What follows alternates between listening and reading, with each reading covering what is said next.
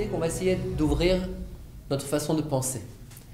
Il y a beaucoup de façons d'essayer de penser de façon créative, de sortir de la boîte et de l'enclenchement automatique de la pensée, et d'essayer de un petit peu se libérer. C'est surtout vrai quand on se trouve face à des enfants qui s'opposent à notre façon de fonctionner en tant que parents. Alors la première idée, c'est d'essayer de comprendre comment est-ce que je vais essayer de sortir un petit peu de cette réalité-là où l'enfant s'oppose à moi. Eh bien, il y a une façon très facile de nous réveiller en nous, en plus des façons de penser différentes, c'est d'essayer de fermer les yeux et d'essayer de voir l'enfant et de se voir soi-même dans 20 ans.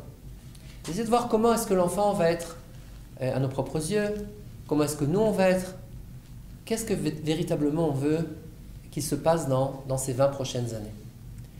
Et à partir du moment où on va bien dessiner cette réalité-là qui va être dans une vingtaine d'années, alors on va pouvoir revenir dans le salon avec ce même petit de 4-5 ans qui ne veut pas aller dormir. Et puis on va trouver les forces de pouvoir essayer de penser différemment à cet enfant, parce qu'on ne va plus le voir maintenant simplement dans l'immédiate et dans l'immédiat, et on va essayer au contraire de le voir dans une façon beaucoup plus large. Donc à partir de ce moment-là, on va déjà le voir d'une autre manière. C'est comme on dit par exemple qu'il y a ce qu'on appelle en hébreu she'elat chalom. Quelqu'un qui est un peu qui ne sait pas quoi faire, ben, il peut poser la question et puis dire Kriyat Shema Lamita par exemple le soir, aller se coucher, et puis le matin il y a la solution qui va lui apparaître. Alors c'est un petit peu pareil. À partir du moment où on décharge un petit peu cette volonté de savoir tout de suite quelle est la solution, je pense qu'on peut arriver à une situation dans laquelle on va rêver à l'enfant, on va le voir d'une autre manière.